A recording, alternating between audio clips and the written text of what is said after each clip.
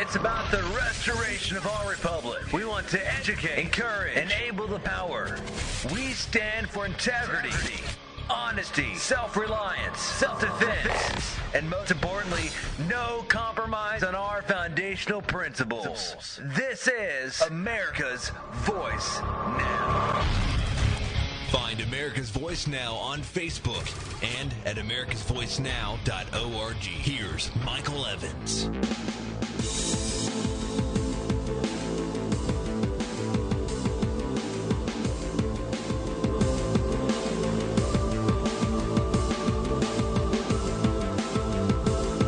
Good morning, America. You're listening to America's Voice Now. My name is Michael Evans. I'm your host here this morning. Appreciate you joining with us and taking the time to participate in our program. Thanks for riding with us this morning. We're going to cover four separate topics today in our four segments. The first of which is the ABC News has, in their reporting in reference to the LAX shooting that occurred last week, tried to link Alex Jones, and others to that shooting in a very disturbing way. They are trying to demonize Americans who are interested in looking at our government from a constitutional perspective, and attempting to demonize them and make them appear to be something that they're not. And I tell you, that is extraordinarily disturbing in the sense that we are being, for all intents and purposes, marked. And this is dangerous territory for the United States to go down. ABC News is essentially, at this point, a fascist propagandic arm of the government. And we're going to delve into that a little bit more and understand a little bit more about it. The second issue is global warming and how our president and this administration is utilizing this global warming as a domestic terrorism on economics right here in the United States. Despite the fact that numerous agencies and scientists around the world have declared that global warming is subsided, that we are looking at a 20-year break in the 20 years in the future, not to mention the fact that global warming has, for the last 15 years, essentially not migrated or moved in any way, shape, or form. And how this administration is planning on utilizing this to destroy our economy even further and to make the United States into a nation of that is capitulating to essentially totalitarian concepts where they can seize your money and gain access to the revenue sources and the resources of the nation as a whole in an effort to combat the phantom of global warming. Our third segment is going to touch on North Korea and the development of EMP weapons by this particular government. You know, those of you who are not familiar and haven't been exposed to any of the documentation related to EMP, I got to tell you, it is a very, very dangerous weapon. Essentially, and we'll get into this in more detail, but EMP is essentially the electromagnetic pulse effect of a weapon that can take the form of a nuclear weapon or an EMP weapon directly. And essentially, what it does is fries all electronics. The dangerous aspect of that, of course, is that with the use of such a weapon, it would permanently eliminate all electronics within a given range, and it depends on where they're used and how how high up they are in the atmosphere, and a lot of other criteria that would determine the damage that would be done. But to make a long story short, and we're gonna get into this in the third topic, EMP weapons in the hands of a terroristic government like North Korea are an extraordinarily dangerous aspect. And you know, our alleged partner, China, is really the parent, if you will, of perhaps what we would describe as one of the most abusive and traitorous organizations out there. In other words, a lot of what China does is directly related to the fact that they are, you know, the controller, if you will, of North Korea. And they use North Korea as a test bed to evaluate, one, our strengths and our weaknesses, two, to evaluate public sentiment and government sentiment on issues like that. And so we're going to talk more about that, because I got to tell you, it's a pretty dangerous game, and we really need to make sure that we're evaluating it in its truest scope. Our fourth and final topic will be the president's. In the media, they're lax to call him a liar. I'm going to tell you flat out, he's a liar. They don't want to use the word lie. They want to use he misspoke, misstatement, and all of these other nonsensical doublespeak language aspects. And frankly, I've had enough of it. I think what we need to do is call the president what he is. He's a bald-faced, pathological liar. And it's time that some American who's got courage of their convictions, is willing to stand up and accept the responsibility of saying, I'm going to correct this problem. I'm going to bring it out to the public, and I'm going to let the American people know what's going on with this. We need someone who's got courage, who's got, some fortitude in their draws, essentially, to stand up and say, we've had enough, and I'm going to be the person who will spill the beans, essentially. Because where we are with this and how this is degenerating is very, very dangerous territory. All right, so let's get into our first topic. I am having some computer problems this morning, so if I run into a jam, just bear with me for a moment. I post stuff up on our Facebook and on our YouTube page and on our YouTube channel and our website every day. And the purpose behind all of that stuff is so that you guys have a resource and a method to go and find information that is important to understand. It's where I draw some of the stories off that I do during the course of the show. The problem that we have is that Americans, for the most part, are unwilling to recognize and address the danger that we're in. And, unfortunately, as a result of that, I think what we're going to, be seeing as we move forward is the fact that we're either going to have to determine how we're going to make a stand and what we're going to do about it, or we're going to collapse into utter chaos. This news report from ABC News here is a perfect example of that. I'm going to play this for you. It's only about a minute and a half or 2 minutes, but I want you to hear it. This is a report from ABC News, and it was in reference to the LAX shooting. This guy from New Jersey, born and raised there, moved to LAX or Los Angeles. Obviously disturbed. They found some writings in his backpack after they nabbed him. He's currently in the hospital unconscious from being shot, and so they haven't had an opportunity to really question him. But immediately, and I want you to notice some of the key phrases around this thing. First, I'm going to play it, and I want you to hear it in its totality. And then we're going to go back and address a couple of the specifics about it. But I want you to listen to some of the language that is used, because this language is extraordinarily dangerous. It is propagandic in its outset. And now we head out west to Los Angeles, and the news on the airport shooter.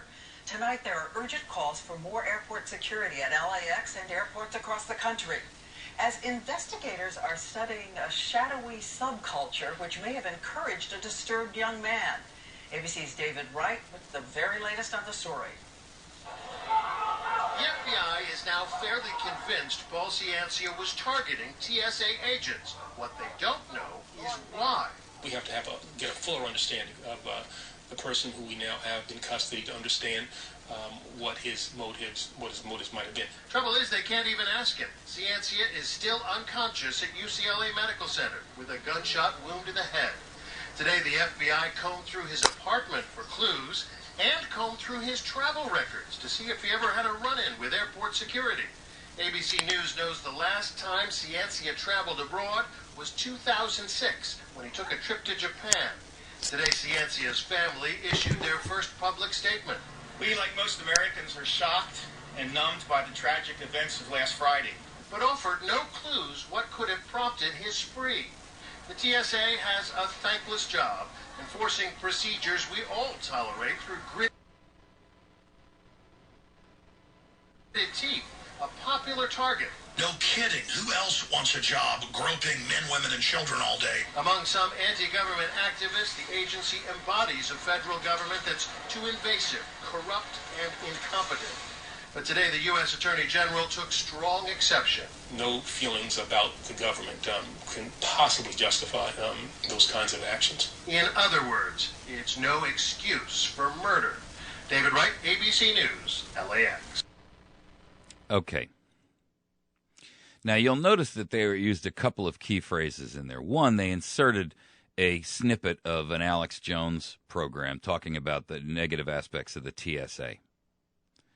There are a couple of other areas which I want to draw your attention to, and when we go back in there, we'll kind of pause as we go so that you can hear it.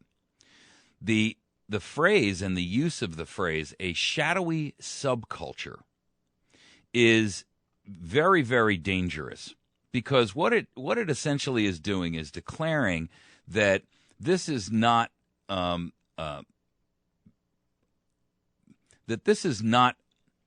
a group of patriotic Americans who expect their government to live within the constitutional boundaries that have been outlined for them, but that this is really a group of extremists and a small shadowy subgroup, a shadowy subculture. That's their words.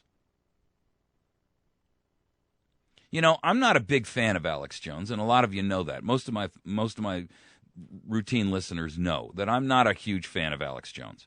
I mean, I get what he does, and I like the fact that he's educational about a lot of things, but he's also a little bit more of a showman than I would prefer. And my biggest problem is that he doesn't seem to offer solutions.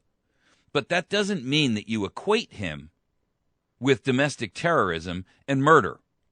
And that's exactly what they did here. To equate millions of other Americans who might be fans of Alex Jones's or fans of other programs, including mine as an example, is completely and totally inexcusable.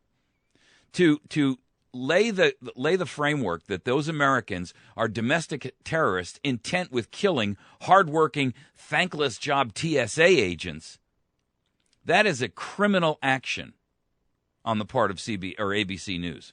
I got to tell you that this is exactly what we're talking about, and what I brought out when I did a program about the fact that the Smith-Mundt Amendment has been lifted, barring and prohibiting, or the act originally prohibited and barred the use of propaganda against American citizens by the American government. And here I'm offering you your first exemplary display of exactly what that fear looks like in reality. In other words, what you're seeing here is exactly what the Smith-Mundt Amendment was intended to prohibit. Now, there will be those out there who said, oh, come on, Evans, that's a real stretch. No, it isn't. Listen to the way in the phraseology that they use here. Listen to the way in which they are developing a mantra and a level of speech. Because remember, words have an enormous power to influence. And what's important, I'll pause it as we go forward, but I want you to understand what they're actually doing here. Out west to Los Angeles, and the news on the airport shooter. Tonight, there are urgent calls for more airport security at LAX and airports across the country, as investigators are studying a shadowy subculture which... Okay, so there are strong calls for higher security at LAX Airport and airports across the country, as investigators are evaluating a dangerous subculture. Now, wait a second. You know, one guy, first of all, the vast majority of all of the mass shootings in the United States that are not related to schools have been incited and actually committed by individuals who had leftward and progressive political leanings, number one, and ideologies, number one. Number two, they were, for the most part, also people who are on massive doses of psychotropic and anti-depressant medications. And I don't know what the end result will be with this kid, but he did call his family literally the day of this shooting and it threatened suicide, and you know, his family back home in New Jersey had gotten reports. In fact, they called police in L.A., and the police sent did a wellness check at his apartment where he shares it with it's got a roommate or something there.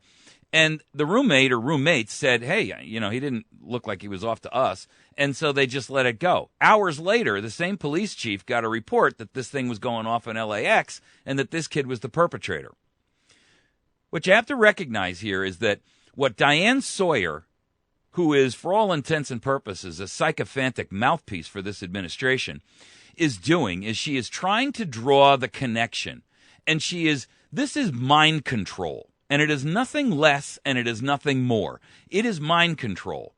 And they call this television programming for a reason, people, because you are being programmed. What goes in, you know, you remember the old phrase, garbage in, garbage out? What you're getting is propagandic programming by the major news media and the mainstream media across the nation.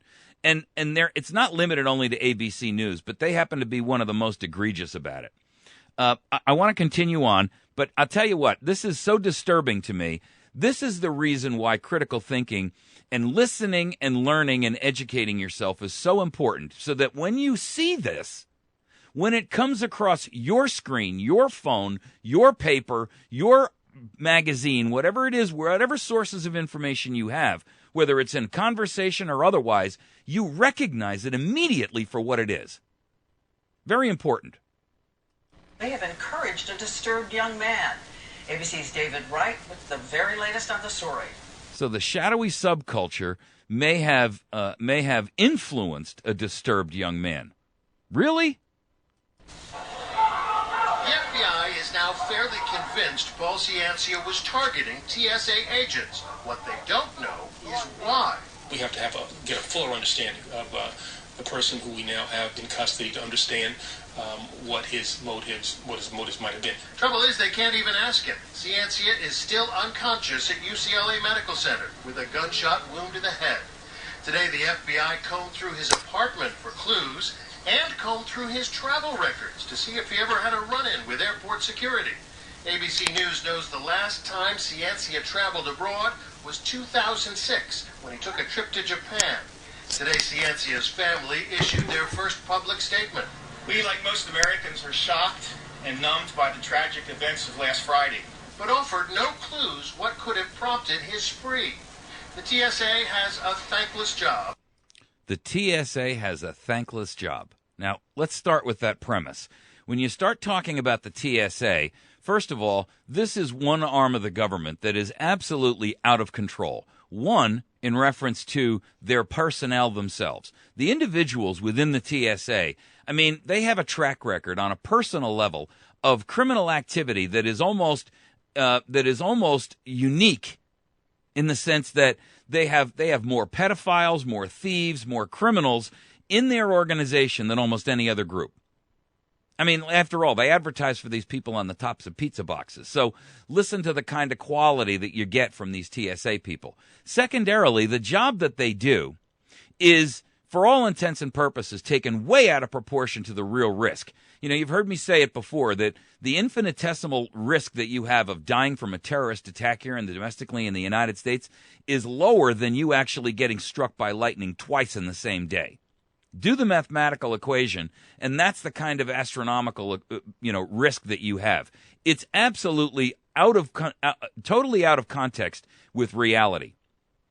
And then furthermore, to sit there and make these TSA agents look as if they are some, kind of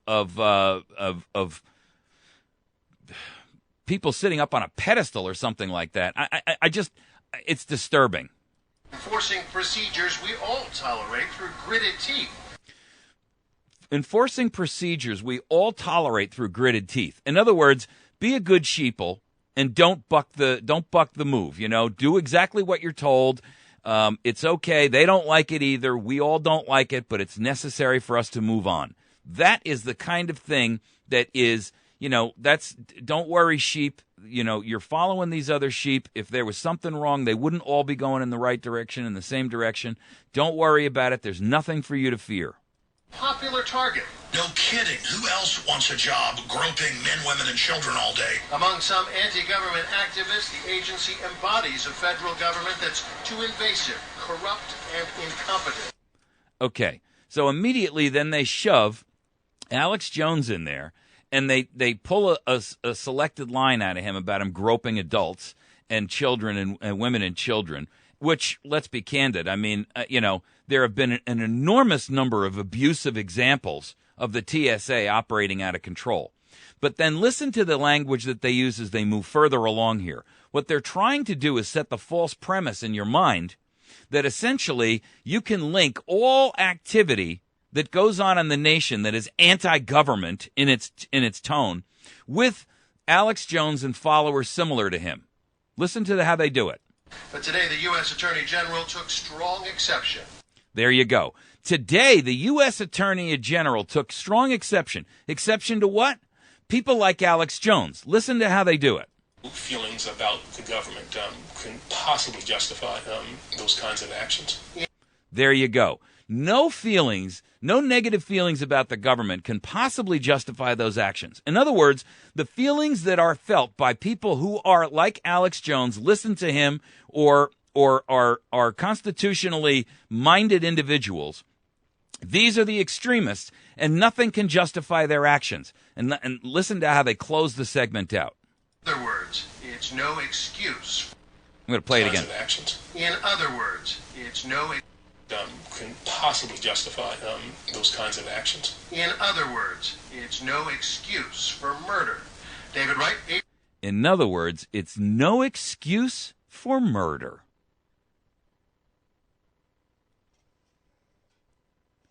With all due respect, folks, that is probably the most disheartening example I can see in our media that is immediately referenceable for you with a current issue. The problem is that what you don't realize is that ABC, CBS, NBC, MSNBC, even Fox News, Communist News Network, the Wall Street Journal, the New York Times, the Chicago Tribune, the LA Times, they're feeding you this kind of sewage on a routine basis. And what I want you to do is I want you to see it when it happens and recognize it for what it is.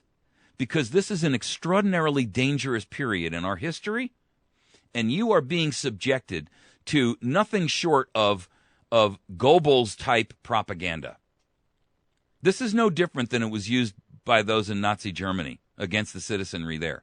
The only difference is that the targeted entity is a shadowy subculture of patriotic Americans who expect their government to live within its constitutional boundaries.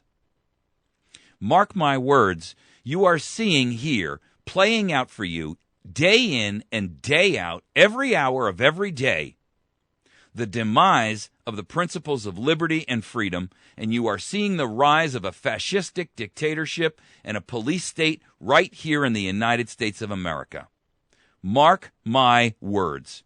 If you think I'm full of crap, wait a little while, and I guarantee you will hark back to this conversation, this podcast, this post, and this audio broadcast, and you will say, this guy saw it for what it was, and I missed it. You've been listening to America's Voice Now. Find us on the web by visiting us at americasvoicenow.org. You can also find our information on our Facebook channel or Facebook page, which is facebook.com/America's Voice Now. And then you can find every program that we do on YouTube at youtube.com/America's Voice Now. We're also podcasting, so for those of you who want to be able to download this, I'm going to be posting links up to our website and on our Facebook page where you can get a mobile application for either Android or iPhone applications that will allow you to actually play these download them onto a mobile phone as an example and listen to them whenever it's convenient for you. We're going to take a quick break. When we return, we're going to talk about global warming and President Obama's domestic economic terrorism against America. We'll be right back.